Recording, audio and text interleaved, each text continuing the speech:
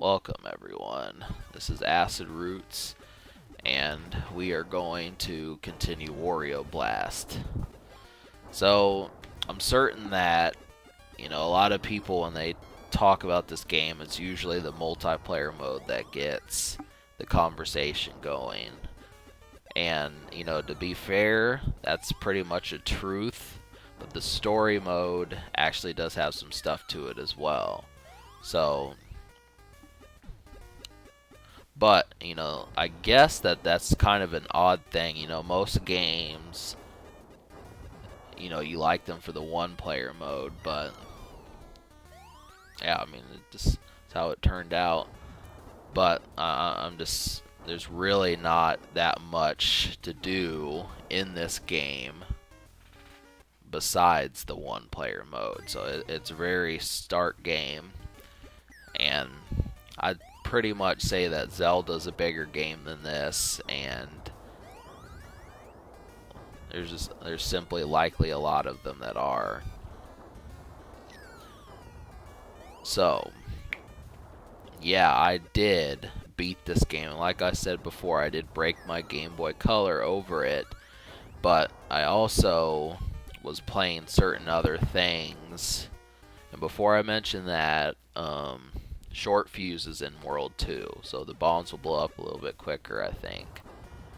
But so 1998 was a strange period just because I wasn't really playing video games a ton, but I knew what they all were. And so, I mean, when you're conscious to that sort of thing, it's the situation is that I knew who Bomberman was in 1998, but I didn't start. This was probably the first game that I played that was a Bomberman game. And I briefly remember seeing this in a magazine, Nintendo Power, and the thing was there wasn't a lot of coverage of it. So I go over to a friend's house, and he has around 20 Game Boy games, which was way more than I had.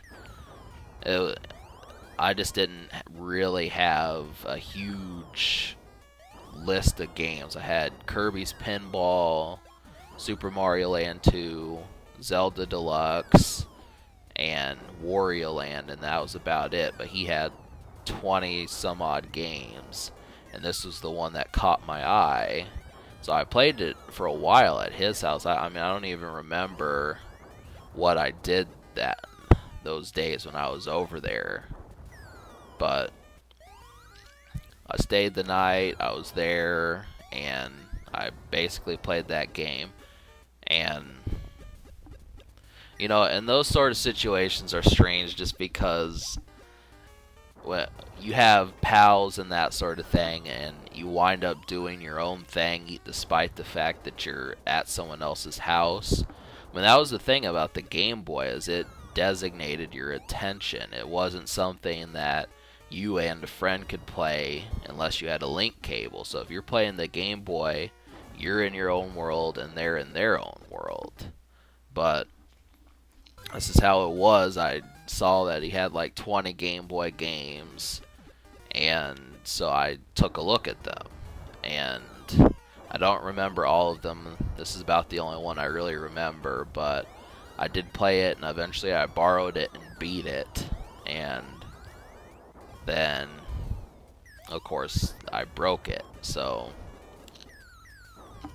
but this was in May of 2001. I definitely remember this happening before I got a Game Boy Advance.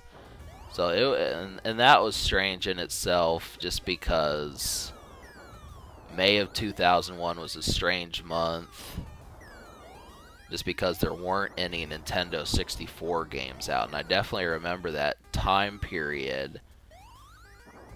I had gotten Banjo-Tooie for the holidays, but by May of the next year, I just wasn't playing it that much. And I just, for Banjo-Tooie, I really did not like the worlds in that game. I mean, there was a dinosaur land, there was an industrial land, there was a cave. I think I said that. yeah, I mean, the worlds just, they were simply not that interesting. And so, there's too many warps in this stage. Trying to get to the power-ups, but I can't. Um, yeah, so Conker's Bad Fur Day I wasn't able to get because I wasn't 17. But I really saw very brief coverage of it. I thought it was going to be just like Banjo-Kazooie, but of course I didn't understand the concept of, well, it's not that I didn't, but really that was, you know, there was those were, it was made by adults and it was for adults. So that was kind of the thing about that game.